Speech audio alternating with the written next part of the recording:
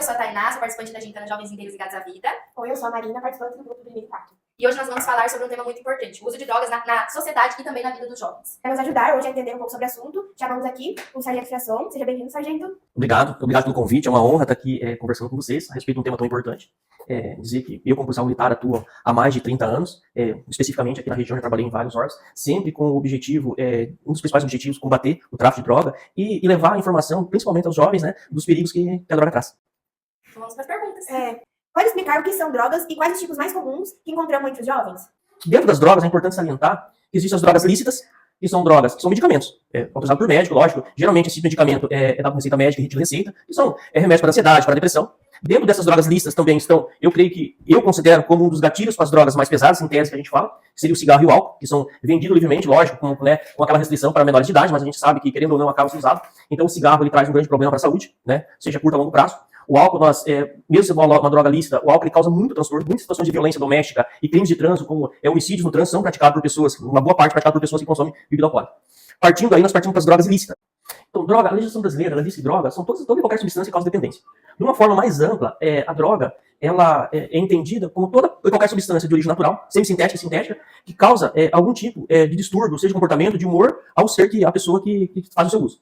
Dentro das drogas, é importante salientar que existem as drogas lícitas, que são drogas, que são medicamentos, autorizados por médico, lógico. Geralmente esse medicamento é dado com receita médica e de receita, que são remédios para ansiedade, para depressão. Dentro dessas drogas lícitas também estão, eu creio que eu considero como um dos gatilhos para as drogas mais pesadas, em tese que a gente fala, que seria o cigarro e o álcool, que são vendidos livremente, lógico, com aquela restrição para menores de idade, mas a gente sabe que, querendo ou não, acaba sendo usado. Então o cigarro ele traz um grande problema para a saúde, né, seja curto ou longo prazo. O álcool, mesmo sendo uma droga lícita, o álcool ele causa muito transtorno, muitas situações de violência doméstica e crimes de trânsito, como homicídios no trânsito, são praticados por pessoas, uma boa parte praticada por pessoas que consomem bebida alcoólica. Nós partimos para as drogas ilícitas. Quais são as drogas ilícitas? Dentro das drogas ilícitas, nós temos as drogas naturais, no caso da maconha. Nós temos as drogas semissintéticas, que é o caso do crack, que eu titulo o crack como um fabricador de zumbi. O crack, ele destrói a pessoa, ele destrói. E daí nós temos as drogas que, na nossa região aqui, é muito pouco comercializada, muito pouco vista, aprendida. Que são as drogas sintéticas, né? Que são as metanfetaminas, né? Isso é mais coisa de norte-americano, né? Então, assim, a droga que a gente mais prende, que eu creio que tem a mais circulação entre os jovens, que nós mais prendemos é a maconha. Entendeu? O cigarro e o álcool, eles acabam abrindo a porta para a maconha.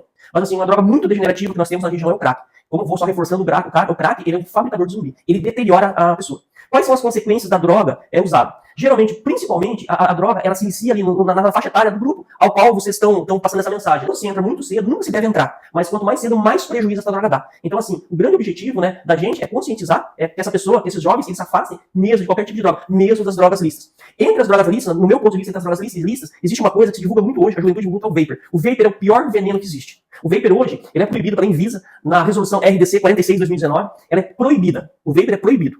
Entendeu? O uso. Ele vai trazer consequências terríveis no futuro. Hoje a gente não tem. Hoje a gente tem lá a galera que se autopromove quando vapor. Mas esse vapor vai trazer prejuízo. A saúde dessas pessoas que usam vapor vai ser prejudicada. Sem dizer que o vapor ele tá abrindo um espaço grande para outras drogas. Então, assim, o vapor é uma das coisas que a juventude tem que se conscientizar de se afastar o máximo possível. Sim.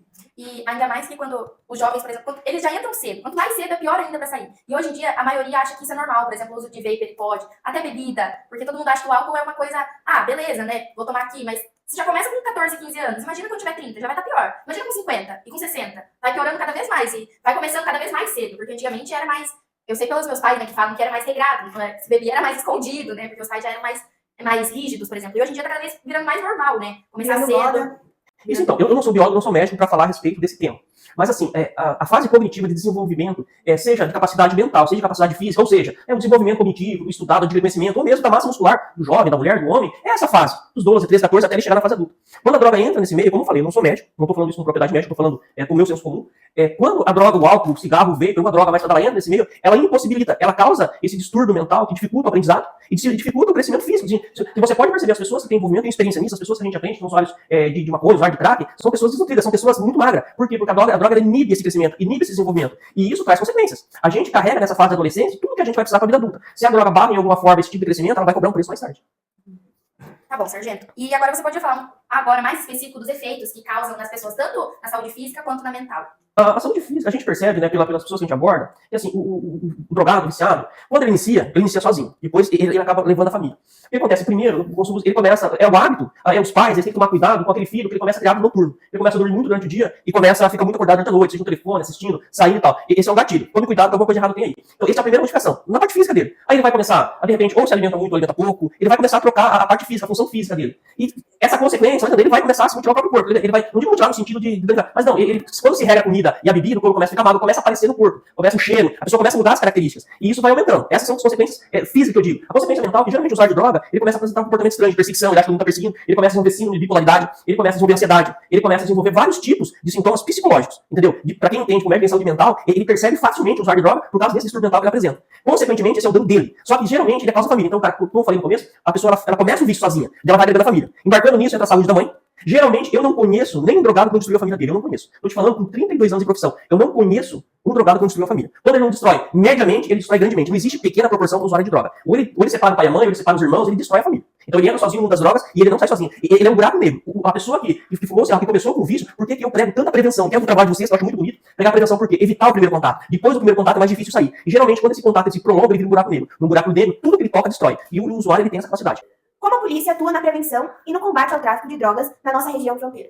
A Polícia Militar, ela age em vários frontes. A Polícia Militar ela desenvolveu, com o passar do tempo, ela percebeu que só o combate direto ao tráfico de droga, não efetivamente, lógico, sempre surte o efeito. Mas a Polícia Militar deslumbrou longe. Ela começou a agir nos colégios, com o projeto POER, POERD, né? Hoje nós temos a patrulha escolar que abrangia, que ela abrange toda essa, né, com palestras, com orientação aos alunos, né? A gente tem um trabalho bacana realizado no batalhão, que é para recuperação, né? Não só de drogado, mas de pessoas, tem a horta lá, é um projeto muito bacana desenvolvido no batalhão, e tenta, né, através do serviço comunitário, através de palestra de orientação, conscientizar as pessoas, não só os usuários, mas outras pessoas. Então, assim, é outros projetos. Então a Polícia Militar, ela visa muito isso, entendeu? A palestra, o trabalho que eu estou fazendo hoje tem esse caráter de prevenção, como outros comandantes fazem, né? De ir em colégio, conscientizar, a gente conversar, atingir tanto o público de crianças, adolescentes, jovens e adultos, pessoas da terceira idade, então com palestras, com orientações, né? A gente tem um trabalho de inteligência que faz a monitoração da região de fronteira. A gente tem um trabalho integrado com todas as outras forças de segurança, né? Esse é um trabalho nosso, né? Um trabalho de investigação, vamos dizer assim, é um serviço de inteligência, né? A gente não divulga a ação em si, mas existe esse trabalho massivo de inteligência aqui na região. E nós temos as nossas tropas aí, que estão em rua, que é o pessoal do policiamento ostensivo, que faz prisões diuturnamente. No meu último serviço de coordenador de policiamento, nós prendemos 1.500 kg de maconha em São Miguel do Iguaçu, que estava sendo transportada numa carreta e estava indo de São Paulo, através do setor de inteligência, através de monitoramento, através de toda uma estrutura. Na sua área de atuação, qual que é o maior desafio? Um dos maiores? Olha, eu acho que o maior desafio que hoje os órgãos de segurança, não só a polícia enfrenta, é a falta de conscientização da população. Entendeu? A gente precisa entender a população num todo.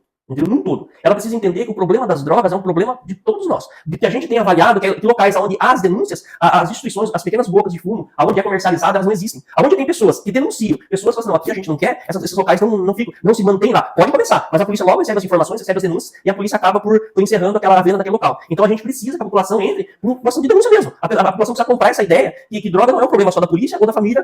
E mesmo que a pessoa não sofra diretamente com uma pessoa, por exemplo, um familiar que usa droga, mas a gente sempre conhece uma pessoa, irmão de fulano usa droga, ele sofre muito com isso. A gente vê como as pessoas ao redor, como você falou antes, né, que a família é destruída principalmente. A gente percebe influenciando, né? A gente percebe o sofrimento e até a influência que isso causa. Não, mesmo que não diretamente para a gente, mas na nossa sociedade existe muito. A gente precisa ter a conscientização, igual o senhor falou antes, de denunciar e ver o que os outros estão sofrendo para que não aumente mais os casos, principalmente no nosso município, que é pequeno. Né? Exato. O que os jovens e a comunidade podem fazer para proteger e ajudar a prevenir o consumo do tráfico de drogas? Então, assim, primeiramente, o que o jovem deve fazer? Eu creio, assim, se fosse dar um conselho direto com o jovem, né, no ensino, eu vou colocar aqui, que eu esteja passando para aquelas pessoas mais próximas a mim. Evite o cigarro, evite o consumo de álcool, evite o vapor a todo caso. Estou aqui batendo muito na tecla do vapor, porque o vapor é uma coisa que, assim, que por estar na moda agora, uma moda muito triste, eu acho, entendeu? Ela vou voltar a reafirmar isso, ele vai causar muito transtorno. Entendeu? Então, assim, o jovem evite. Quer ir na balada, vai, mas você não precisa fumar. Você não precisa beber. Não que eu seja só que eu não bebo e não fumo. Entendeu? Eu não uso nenhum tipo de coisa que altera aquilo que eu penso. Entendeu? Então, eu não uso cigarro, eu não uso álcool. Entendeu? Você pode ver. Os colegas de vocês fazem uma leitura única dos colegas de vocês identificam os colegas que têm problema. Provavelmente, quando vocês tiverem a minha idade ou menos, vocês vão ver que aqueles colegas não chegarem nem à fase adulta. Mas a sua opinião, sargento, qual é o papel desses projetos, como no nosso caso, de jovens mais conscientes e longe das drogas? Eu entender. A pergunta foi excelente, entendeu? Muito bacana. Quero agradecer de novo por estar aqui, quero parabenizar vocês, todos os colegas de vocês pelo projeto. Por quê? Como eu falei, a Polícia Militar ela tem esse trabalho intensivo de prevenção, de proteção da gente. O nosso trabalho é preventivo ostensivo, é o grosso do nosso trabalho, entendeu? Então esse trabalho de prevenção é muito importante, feito pela Polícia Militar, feito pelos órgãos governamentais ou não, entendeu? A gente sabe que tem vários segmentos sociais. Bom, sargento, agradecemos muito pela sua presença aqui hoje, por todas as dúvidas esclarecidas, e espero que a gente consiga plantar a sementinha aí nas pessoas, né? Pelo menos um pouquinho que lembrem da gente. Foi uma... Eu quero agradecer ao projeto Lindeiros, né, Jovens Lindeiros, pelo convite, pela oportunidade de estar aqui. Eu gosto muito da comunidade acadêmica, eu gosto muito da galera dessa idade aí, que é o público-alvo que o projeto ele comporta. Eu acho que vocês são o futuro da nossa sociedade. E nada mais justo, né, que o futuro da sociedade já tenha esse comprometimento aí, né, com essa ação que é tão importante, que é essa ação contra as drogas. Então, quero deixar aqui o meu agradecimento, a Polícia Militar, pelo convite, e parabenizar o grupo. Levem meus cumprimentos. Cumprimento vocês duas, levem meus cumprimentos às pessoas que muitas vezes a gente faz um trabalho, né, aparece vocês duas, mas existe uma galera toda aí atrás, né? Então, levem meus cumprimentos, meus agradecimentos a eles também, tá bom? Foi uma conversa muito importante que nos ajudou a entender os riscos como podemos atuar para prevenir o uso de drogas. E assim encerramos esse podcast e esse episódio em nome da Gincana Jovens Lindeiros e até a próxima.